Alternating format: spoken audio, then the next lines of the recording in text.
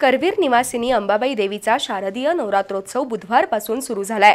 या निमित्तानं देवीसह अन्य देवदेवतांच्या दर्शनासाठी येणाऱ्या भाविकांना प्रसाद रूपी मोफत भोजन देण्यासाठी श्री महालक्ष्मी अन्नछत्र सज्ज झालंय।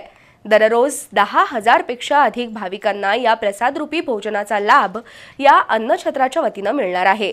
भाविकांची गर्दी लक्षात घेऊन अन्नछत्राची वेळ 2 तासांनी वाढवली आहे, अशी माहिती मंडळाचे अध्यक्ष राजू मेवेकरी यांनी दिली।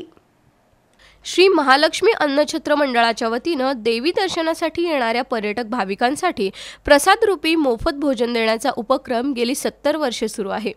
या अन्नछत्राचा लाभ दररोज हजारो भाविकांना होत असतो। मात्र शारदीय नवरात्र उत्सव काळात देवी दर्शनासाठी येणाऱ्या पर्यटक भाविकांची संख्या सर्वाधिक असते। त्यांच्यासाठी देवस्थान समितीकडून आजवर कोणतीही प्रसाद रूपी मोफत भोजन व्यवस्था उपलब्ध झालेली नाही।